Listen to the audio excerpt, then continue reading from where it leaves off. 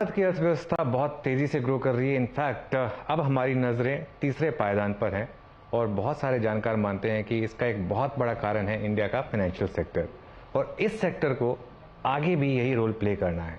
तो हमने सोचा क्यों ना बात की जाए देश के सबसे बड़े बैंकर से। जी हाँ, हम पहुंच गए हैं स्टेट बैंक ऑफ इंडिया के आइकॉनिक हेडक्वार्टर्स में नरीमन पॉइंट पर, और मेरे सामने बैठे हैं देश के सबसे बड़े banker state bank of India के चेयरमैन दिनेश कुमार खरा साहब। खरा साहब, थैंक यू सो मच। सबसे पहले तो आपको और आपकी पूरी टीम को दिवाली की बहुत बहुत शुभकामनाएं।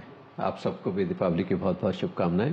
धन्यवाद। और इतने बिजी शेड्यूल से आपने हमारे लिए समय निकाला, उसके लिए एक बार आपका बहुत बहुत शुक्रिया। खरा साहब, मैं यहाँ पर आज थोड़ी बड़ी बातें करने आया हूँ बिग पिक्चर टर्म्स में। तो मैं देख रहा था आपके पिछले क्वार्टर के नंबर्स, और अगर फिर उसमें मैं Q1 के नंबर्स जोड़ दूं तो आपका इस हाफ का नेट प्रॉफिट करीब करीब 31,000 करोड़। पिछले साल पूरे साल का प्रॉफिट पहली बार 50,000 करोड़ क्रॉस हुआ था।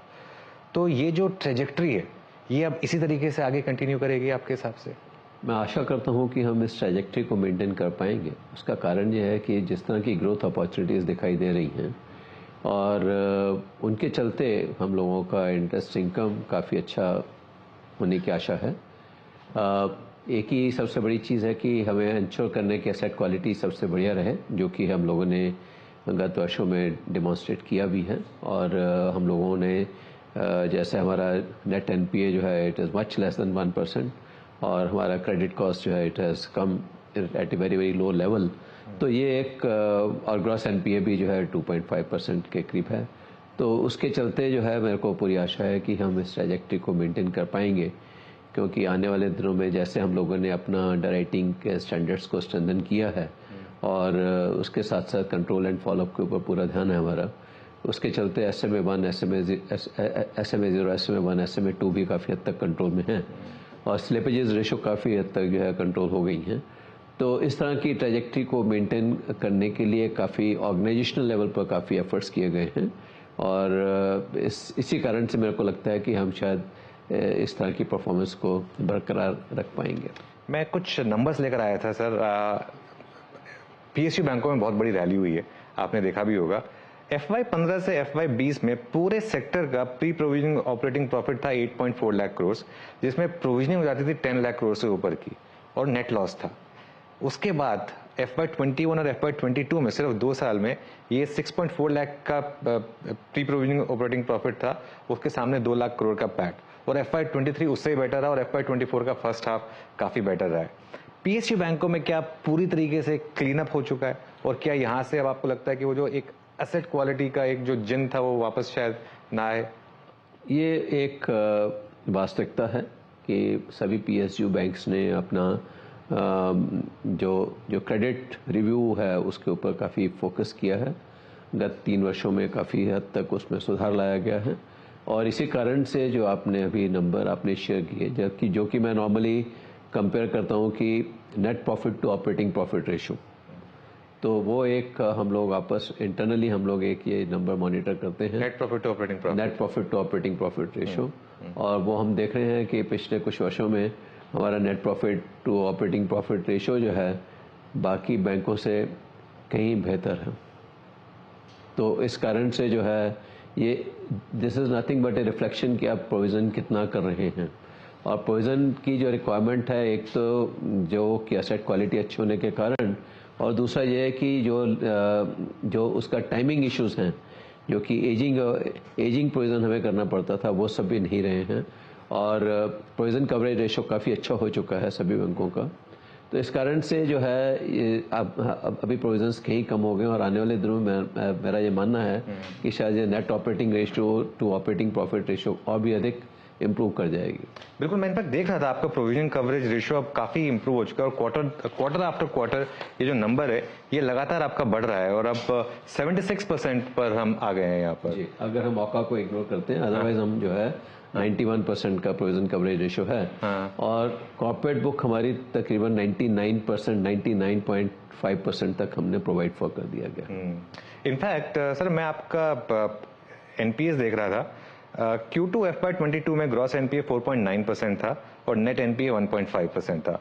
वो क्वार्टर आफ्टर क्वार्टर 4.9 से 4.5, 4.0, 3.9, करते करते अब हम 2.6% पर आ गए और नेट एनपीए में हम उस नंबर पर 0.6% पर आए।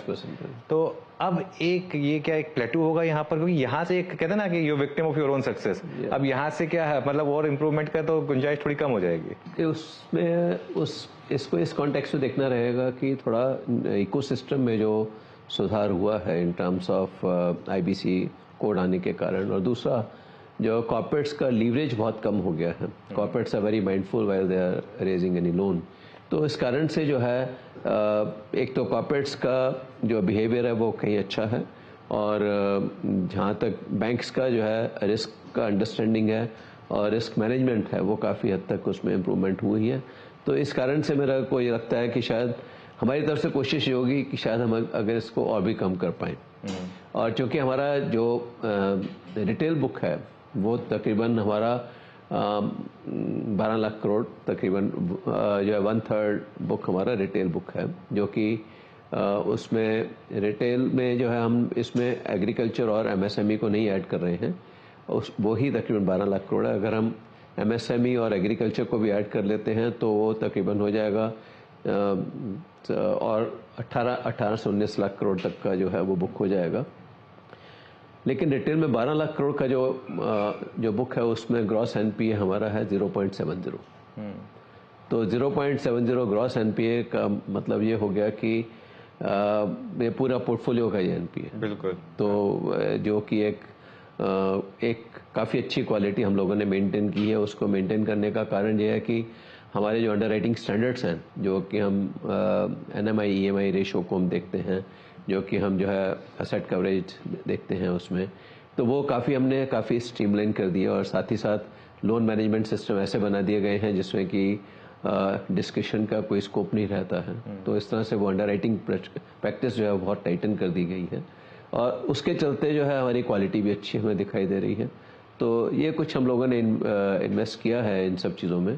आशा करता हूँ कि हम इसको मेंटेन कर पाएंगे और कुछ हद तक कम भी करने में सफल रहेंगे। तो इसमें खरा साहब कुछ एक हद तक क्या आप ये बोलेंगे कि इसमें एक कंट्री का भी रिफ्लेक्शन है? मतलब एक तो ऑब्वियसली बैंकों का है, आप पीएसयू बैंकों का एक जिस तरीके से एक कंट्री में एक डिसिप्लिन आ रहा है लोन्स को लेकर, उसको रीपे करने को लेकर, कोविड के बाद जो एक समय एक रिस्क लग रहा था कि शायद बैंकिंग सिस्टम में बहुत ज़्यादा प्रॉब्लम आएगी, क्या एक तरीके से वो एक गया है फियर जो है? क्योंकि इकोसिस्टम जितना स्ट्रेंथन किया गया है इस दौरान, और साथ ही साथ बोरोस के लेवल पर भी काफ़ी जो है डिसिप्लिन हो गया। रिटेल बोरोर तो ब्यूरो स्कोर के चलते जो है बहुत कॉशियस हो गए, और कॉर्पोरेट बोरोर्स जो हैं वो इंसॉल्वेंसी मैकेनिज्म को देखकर बहुत कॉशियस हो गए, और साथ ही उन्होंने रियलाइज़ किया है कि अगर लीवरेज को प्रॉपरली डिप्लॉय नहीं किया जाए तो इट कैन बी डिजास्टर्स। तो ये एक कॉमन अंडरस्टैंडिंग हो गया है।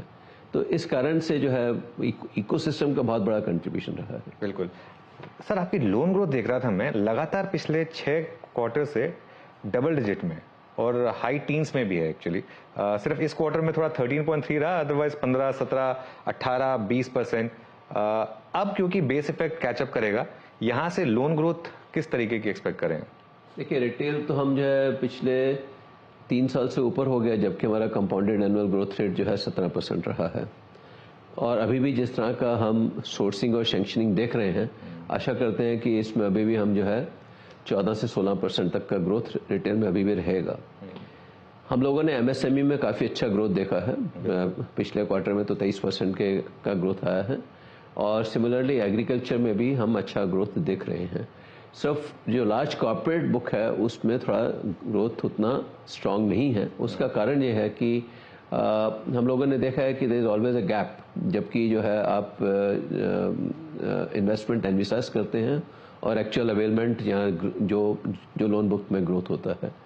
उस कॉन्टेक्स्ट में इतना ही कहना चाहूँगा कि पिछले साल March ending 23rd of March जो प्राइवेट सेक्टर का कमिटमेंट है वो 37 ट्रिलियन का था, और मार्च एंडिंग 22 यही कमिटमेंट जो है 22 ट्रिलियन का था, और अभी भी फर्स्ट हाफ में इस साल के ये कमिटमेंट 15 ट्रिलियन का है। तो इसका अभिप्राय यह है कि जहाँ तक इन्वेस्टमेंट का सवाल है प्राइवेट सेक्टर से, वो इन्वेस्टमेंट जो है वो कमिटमेंट हो रहा है और उसके लिए part of it will be funded by equity and part will be funded by debt. और हम लोग भी जैसा हमारे बैंक के लेवल पर ही हम लोगों ने देखा है कि तकरीबन 4 ट्रिलियन के करीब हमारे पास जो लार्ज कॉर्पोरेट्स के लोन प्रपोजल या तो पेंडिंग डिसबर्समेंट्स हैं या they are under the sanctioning process. So this is very clear reflection कि इन्वेस्टमेंट का जो है ट्रैजेक्टरी बड़ा क्लियर है और इन्वेस्टमेंट का ट्रैजेक्टरी बहुत हद तक जो है जिस तरह का ग्रोथ लीवर्स दिखाई दे रहे हैं इकोनॉमी में, जो कि इंफ्रास्ट्रक्चर है, रिन्यूएबल है, बैटरीज है, ये सब तो नए सेक्टर अभी जो है शुरू हुए और इनके चलते जो है जो इन्वेस्टमेंट आ रही है वो 2 से 3 साल में काफ़ी हद तक फ्रैक्टिफाई होकर सामने दिखाई देगी। तो ये मेरा मानना है। ओके तो खरा साहब एक चीज मैं आपसे पूछूंगा, फिर इतनी शानदार आपकी लोन ग्रोथ डबल डिजिट में, आपकी एनआईआई ग्रोथ शानदार रही है इतनी, आपका ग्रॉस एनपीए जो है वो ऑलमोस्ट प्राइवेट सेक्टर बैंक के लेवल पर आ गया है, नेट एनपीए उस लेवल पर आ गया है, आपकी रिटर्न ऑन इक्विटी कंसिस्टेंटली 20% पर रही है, तो आपको लगता है कि मार्केट आपके साथ थोड़ा अनचैरिटेबल है, आपको प्राइवेट बैंक का वैल्यूएशन मिलना चाहिए? ये कुछ ऐसे मिथ्स मार्केट में रहते हैं कि पब्लिक सेक्टर एंटिटी है, ये सस्टेनेबल रहेगा नहीं रहेगा, लेकिन हम लोगों ने पिछले कई क्वार्टर से हमने लगातार बहुत अच्छे रिजल्ट्स दिए हैं। मेरा मानना है कि मार्केट इस फैक्ट को रियलाइज करेगी और शायद हम लोगों को हमारे स्टॉक को रिवार्ड करेगी। बिल्कुल, क्योंकि और एक चीज़ है, मैं अपने पर्सनल एक्सपीरियंस से बता रहा हूँ, मैं ये बहुत आई थिंक 3 या 4 साल पहले की बात है, तब मैंने पहली बार नोटिस की थी जब मैं फिनिक्स मिल्स में मैंने एसबीआई की जो एक लेटेस्ट न्यू एज ब्रांच है उसमें मैंने कदम रखा था, वो एट पार है किसी भी मतलब बेस्ट प्राइवेट सेक्टर बैंक में, तो उसमें आपने काफ़ी काम किया है उस स्पेस में। हम लोगों ने कैपेसिटी बिल्डिंग में काफ़ी काम किया, एम्बियंस पर बहुत काम किया है और मैं इस हद तक कहूँगा कि जहाँ तक कैपेसिटी बिल्डिंग का सवाल है, शायद प्रोफेशनल बैंकर्स जो हम ट्रेन कर पा रहे हैं बाकी बैंक्स नहीं ट्रेन कर पाते और उसके लिए हम लोगों ने काफ़ी अच्छा इन्वेस्टमेंट किया है। एपेक्स लेवल ट्रेनिंग इंस्टीट्यूट है हमारे यहाँ पर 6, जिसमें कि जो है सब्जेक्ट स्पेशलिस्ट जो रहते हैं और वो उसमें ट्रेनिंग इम्पार्ट करते हैं और उसको डिसेमिनेट करने के लिए हम लोगों के पास more than 50 institutes are there across the country. और इसके अलावा हमने टेक्नोलॉजी को काफ़ी लीवरेज किया है for providing the training inputs to the staff. तो उस तरह से मेरा हमेशा से मानना रहा है कि बैंकिंग सेक्टर एक सर्विस सेक्टर से हटकर अब नॉलेज सेक्टर की तरफ बढ़ रहा है। तो नॉलेज सेक्टर में जब तक हमारे एम्प्लॉइज़ अपना नॉलेज अच्छा नहीं होगा तो they will not be in a position to deliver value to the customer. तो ये एक हम लोगों ने फिलॉसफी चेंज किया है कि सर्विस तो कस्टमर एक्सपीरियंस हमें इम्प्रूव करना ही करना है, लेकिन हमें साथ ही साथ अपने कस्टमर के लिए वैल्यू क्रिएट करनी है। बिल्कुल। ये आपने जो एक बातें कही, इससे मैं एक चीज़ और पूछना चाह रहा था आपसे। एक इंडिया में ट्रेंड रहा था, एक और रीज़न था जो प्राइवेट बैंक्स री-रेट हुए थे कि एक लगातार प्राइवेट बैंक्स मार्केट शेयर ले रहे थे पीएसयू बैंकों से। क्या एक स्टेज पे आएंगे हम, आप ऑब्वियसली एसबीआई की अगर बात करें तो, कि एसबीआई ना सिर्फ अपना मार्केट शेयर प्रोटेक्ट करेगा बल्कि और मार्केट शेयर गार्नर करेगा, ऐसी स्टेज में आएंगे क्या आपके साथ? हम लोगों का मार्केट शेयर इम्प्रूव हुआ है पिछले गत वर्षों में भी, आने वाले दिनों में भी जो हम टेक्नोलॉजी में इन्वेस्ट कर रहे हैं, जो हम नॉलेज में इन्वेस्ट कर रहे हैं अपने एम्प्लॉयज़ की, और जो हम एक एफर्ट है कि हम अपने प्रोडक्ट्स के में अपने कस्टमर्स के लिए वी शुड बी हेड, और हम उनको जो है जो भी उनकी फाइनेंशियल रिक्वायरमेंट है वो सब हम मीट आउट कर पाएँ, जिसमें कि हम अपनी सब्सिडीज़ के प्रोडक्ट भी हम उनको ऑफर कर पाएँ। तो मेरा ये मानना है कि हम मार्केट शेयर काफ़ी हद तक और भी अधिक इम्प्रूव करने की स्थिति में रहेंगे।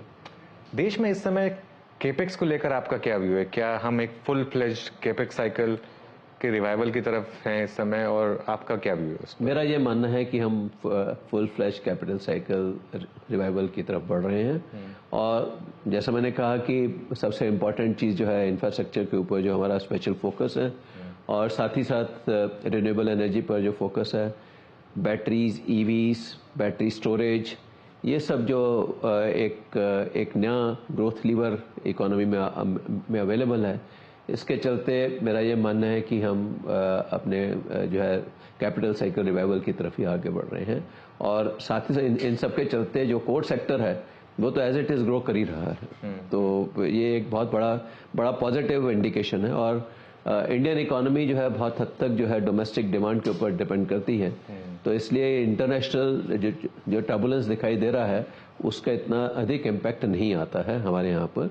ये एक हमारे लिए पॉजिटिव है। सर, आपके नंबर्स में कंप्लेन करने के लिए कुछ नहीं है, लेकिन एक चीज़ जो मार्केट ने पकड़ ली है पिछले 2 क्वार्टर में, वो है नेट इंटरेस्ट मार्जिन। कि नेट इंटरेस्ट मार्जिन जो आपका 2 क्वार्टर पहले था, जो एक ऑलमोस्ट पीक मार्जिन था, कि क्या वो वाकई में पीक था? उसके बाद हालांकि इस क्वार्टर में आपका क्वार्टर ऑन क्वार्टर मार्जिन थोड़ा सा अरेस्ट हुआ है, जो पिछले क्वार्टर ज़्यादा डिक्लाइन था उसके मुकाबले, लेकिन यहाँ पर अब मार्जिन को लेकर क्या आउटलुक है? मेरी आशा है कि हम लोग इस लेवल पर जो इस क्वार्टर में हमने निम दिया है, हम लोग उसी के आसपास रहेंगे। और उसका कारण ये है कि जहाँ तक डिपॉजिट का में इंटरेस्ट रेट बढ़ाने का सवाल है, वो हम लोगों ने ऑलरेडी बढ़ा चुके हैं और उसका जो इम्पैक्ट है वो हद तक हम एब्जॉर्व कर चुके हैं, और इसमें अब जो उसका कोई ज़्यादा इम्पैक्ट नहीं आने वाला है। और जैसा कि कहा जा रहा है हायर फॉर लॉन्गर जो इंटरेस्ट रेट की बात हो रही है, और उसके चलते मेरे को ये लगता है कि अब स्टेबल इंटरेस्ट रेट एनवायरनमेंट रहेगा, तो हमारा निम जो इस लेवल पर है हमें आशा है कि उसी लेवल पर मेंटेन हो पाएगा। और क्या एक विजिबिलिटी है कि जो 2 क्वार्टर पहले का आपने रिकॉर्ड निम किया था वहां पे भी कभी वो शायद किसी स्टेज में देखेंगे, अगर उस स्टेज पर आ पाए, क्योंकि वो एक ऐसा फेज था जिसमें कि डिपॉजिट भी रीप्राइस हो रहे थे, लोन भी रीप्राइस हो रहे थे, लेकिन अब वो डिपॉजिट रीप्राइस हो चुके हैं और लोन की रीप्राइसिंग में भी बहुत ज़्यादा स्कोप नहीं है। और वैसे भी हम लोग हमेशा एक चीज़ ध्यान में रखते हैं कि लोन का इंटरेस्ट रेट अफोर्डेबल ही रहना चाहिए। बिल्कुल, क्योंकि वो एक तो इकोनॉमी की ग्रोथ में पूरा सपोर्ट करता है, और दूसरा जो है कस्टमर को पिंच नहीं करता। वो हमारी एक कोशिश हमेशा रहती है, लेकिन रीजनेबल रहना चाहिए, ये हमारी एक कोशिश है। ओके, तो आपको डिपॉजिट्स में लेकर कुछ because of the recent phenomena कुछ बैंक्स तो 7-8% भी डिपॉजिट दे रहे हैं, तो कुछ तकलीफ हो रही है क्या आपको फिर उसमें? देखिए, ऐसा है कि हम लोगों ने अच्छा डिपॉजिट ग्रोथ अभी किया भी है, और हम लोगों के पास जो हमारा क्रेडिट डिपॉजिट रेशो है डोमेस्टिक बुक को अगर देखते हैं तो वो तकरीबन 65% के करीब है, जो कि बाकी बैंक्स में जो है वो 80-85% का जो है क्रेडिट डिपॉजिट रेशो है। तो इस कारण से हम लोगों के पास इतना प्रेशर नहीं है डिपॉजिट का इंटरेस्ट रेट बढ़ाने का, क्योंकि हमारे पास काफ़ी स्कोप है, हम अपनी लोन बुक को अभी भी ग्रो कर सकते हैं और उसमें कोई हमारे पास चैलेंज नहीं है। सर, आपकी जो वैल्यूएशन होती है उसमें एक सम ऑफ द पार्ट्स में एक आपकी सब्सिडीज का बहुत बड़ा रोल होता है। आपने ऑब्वियसली एसबीआई लाइफ इंश्योरेंस को लिस्ट कराया हुआ है, एसबीआई कार्ड्स को लिस्ट कराया हुआ है। एसबीआई एएमसी को लेकर क्या व्यू बन रहा है? क्योंकि मुझे याद है आपने कुछ महीने पहले कहा था कि अभी हम उसको ठंडे बस्ते में रख रहे हैं, लेकिन अभी मार्केट वापस हॉट हुआ है, म्यूचुअल फंड्स में लगातार रिकॉर्ड इन्फ्लोज आ रहे हैं, वापस एक बार सेक्टर, एक एग्जांपल दे रहा हूं मैं, एचडीएफसी एएमसी का स्टॉक में एकदम से करीब 50 या 60% की रैली हुई है बहुत जल्दी 3 महीने में। एक रीलुक का मन हो रहा है क्या उसको मोनेटाइज करने के लिए? देखिए, ऐसा है कि एएमसी में कैपिटल का तो इतना रिक्वायरमेंट नहीं रहता है, तो ये तो एक्चुअली ये एक इंडस्ट्री ऐसी है जो कि लाइट कैपिटल इंडस्ट्री है, तो इसमें नॉलेज बेस का ज़्यादा रिक्वायरमेंट रहता है। तो इसी कारण से हम लोगों ने फ़िलहाल इसके ऊपर कोई विशेष रूप से हम ध्यान नहीं दे रहे कि इसको हम आईपीओ वगैरह करें, और आने वाले दिनों में देखेंगे, अगर कुछ आवश्यकता हुई, कुछ कैपिटल की रिक्वायरमेंट होगी यहाँ पर, तब देखेंगे। लेकिन अभी तो इसका नेटवर्क काफ़ी अच्छा है, और ज़्यादा इंपॉर्टेंट ये है कि इनकी स्कीम्स अच्छा परफॉर्म करें, जिसके ऊपर कि हमारा पूरा ध्यान है। नहीं, बिल्कुल, काफ़ी अच्छा कर भी रहे हैं आप। मैं एसबीआई म्यूचुअल फंड की मैनेजमेंट से लगातार मिलता रहता हूँ, काफ़ी वहाँ पर भी रेवोल्यूशनर्स हुआ है। तो आप तब तक नहीं लाएंगे जब तक आपको कैपिटल की जरूरत होगी, मतलब सिर्फ इसमें अपॉर्चुनिस्टिक कैपिटल रेजिंग नहीं होगी, इसमें कोई जरूरत नहीं है, इसमें कोई ज़रूरत नहीं है। और हमने लाइफ और कार्ड को इसलिए आईपीओ इसलिए भी किया था क्योंकि ये जो है इसमें कैपिटल की हमेशा रिक्वायरमेंट रहती है, और हम उसको डीकपल करना चाहते थे फ्रॉम द बैंक, तो इसलिए हमने उसको जो है किया था। एसबीआई कैप्स, उसमें भी अभी कोई एसबीआई कैप भी जो है उसमें भी it's again A light capital entity, तो उसमें भी ऐसी कोई आवश्यकता नहीं है। ओके, येस बैंक को लेकर अब आपका क्या रहता है? आपने टर्न अराउंड किया एक बैंक का, आपने एक मुश्किल समय में उस बैंक को संभाला, अब येस बैंक को लेकर क्या व्यू है? लॉक इन मेरे ख्याल से आपका शायद अब इसमें खत्म हो रहा है, तो क्या क्या व्यू होगा इस पर? अभी हम लोगों ने इस विषय में बोर्ड लेवल पर डेलिब्रेशन करना है। जब एक बार बोर्ड लेवल पर डेलिब्रेशन करेंगे तो कुछ व्यू बनाएंगे। आरबीआई की तरफ से आपको कोई इसमें डायरेक्टिव है क्या? ऐसा कुछ नहीं है फिलहाल, लेकिन हम लोगों को जैसे हमारा टाइम पीरियड इसमें होगा तो हम लोग इसमें लॉन्ग टर्म इन्वेस्टर तो नहीं थे, लेकिन अब जैसे जैसे इसके ऊपर एक व्यू लिया जाएगा बोर्ड में, फिर हम कुछ आप लोगों से सबसे शेयर करेंगे। इसमें आप लेकिन